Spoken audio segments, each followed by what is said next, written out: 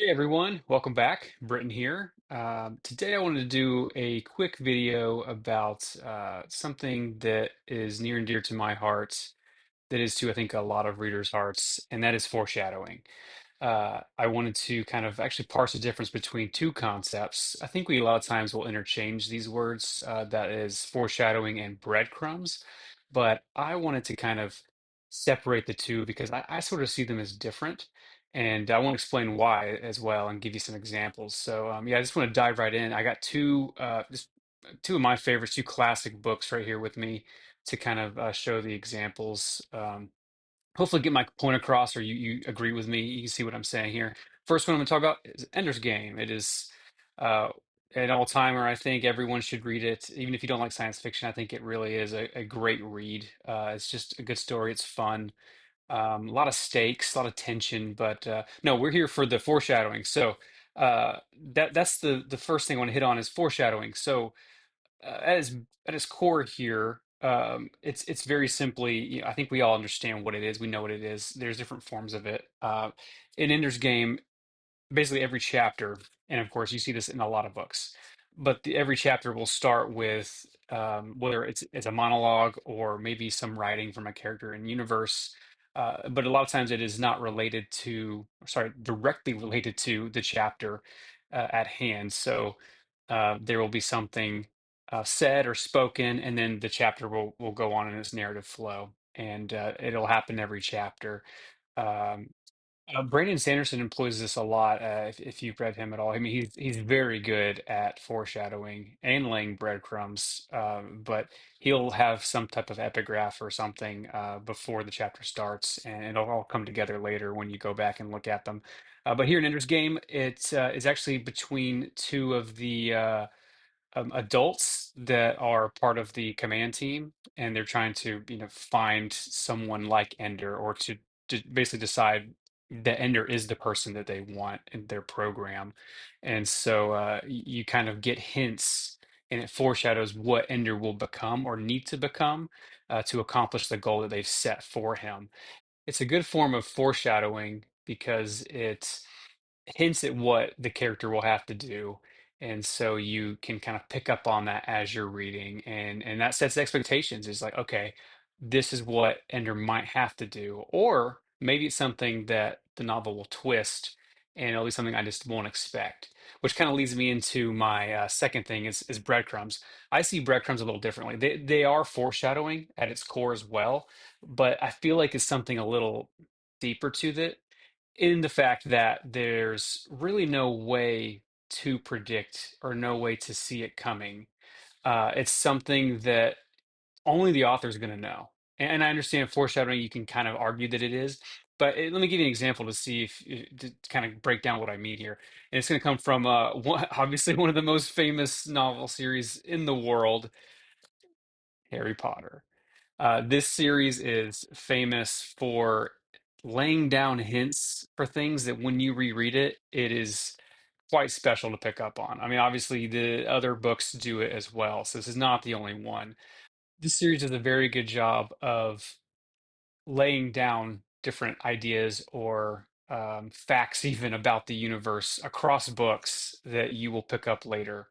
And just, I wanted to give you an example here because these are things that we should be thinking about when we're writing our own stories. If we want to tell things convincingly, if we want the reader to be captivated or to be interested in what's going to happen, if we want to do that, we need to lay things out for the reader so that they can get a hint of like, oh, what is that? I don't know what that is, and I think I will soon, or I will eventually. And that's something that this series does really well. And I picked the Goblet of Fire because a lot of the ideas in this book are introduced here for the whole series, or they're referenced in a more self-contained way. So an example of foreshadowing that is really just a really good example here is at the beginning. There's in chapter 9, it's called the Dark Mark. There's a part where they're trying to inspect Harry's wand because they want to know who conjured the Dark Mark, and the idea is brought out to do the spell Priori Incantato, and this is the first time you will have come across this spell in the universe.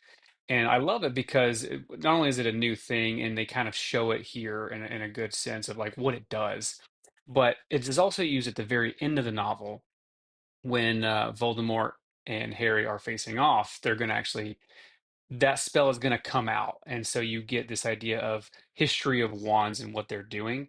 But it's hinted at the very beginning of the novel. And I just find that to be really wonderful. You can almost recall it once you get to the end of the story. And so the reader is almost clued in to the universe's knowledge in a way because they have an idea of what it is, but they don't really understand it. So they're getting to see it later. Now, as for the breadcrumb that I want to point out in this one, happens there's obviously plenty of them in this novel. I just wanted to pick one out so you can get an idea of what I envision as a breadcrumb. Uh, so it comes in the Yule Ball chapter, and it's just a real passing uh, piece of information that the reader is not going to pick up on. So that's why I don't see it as real foreshadowing. It's more of a breadcrumb that you will see on rereads, or you're going to understand later once it's revealed, and but it's not necessarily gonna jump out at you.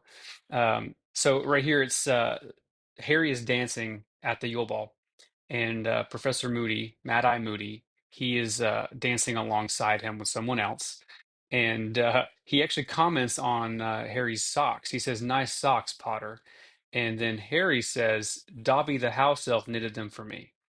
And it's a very passing thing, but it accomplishes a goal for the characters that the reader doesn't understand. So Moody, as we all know, isn't actually Mad Eye Moody, uh, and so he actually uses Dobby as a method of information to deliver things for Harry. And you'll find that out later when he has the first task and he needs to solve it. Dobby actually helps him complete his goal. And so you will later find out that it was Mad Eye Moody that told Dobby about that information.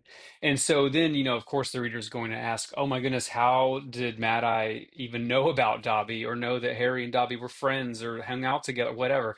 And it all goes back to this one passing glance or information pass, and you get to find out that, oh, okay, Moody learned that, and then behind the scenes, behind the reader's eyes, even accomplished this goal. um, and I just love that. So I think I just wanted to show that that is a good example of what a breadcrumb is for me. It's just find those if you can throughout stories when you're reading, or find them in your own story. Just organically write what you're going to write, and then go through each plot point and say, how can I lead someone to this to where they can't figure it out unless they have already gotten to the point. It's obviously not as easier said than done to do that, but if you can accomplish it, it is so satisfying for a reader. And I think that's what's going to keep people coming back to your story. Definitely give both of these books a read if you haven't, because they're classics and they really help you pick out what's good about foreshadowing, what's satisfying about foreshadowing. Now, if you want to up yourself on different types of prose, types of styles when it comes to writing, I wouldn't necessarily recommend these. There are other ones out there, but definitely start with these if you want to get some good ideas on storytelling. So let's keep telling good stories using foreshadowing, breadcrumbs, whatever it is that we have at our disposal. In order to do that, we have to keep reading. So let's find good books, let's share good books, and yeah, so we'll see you next time.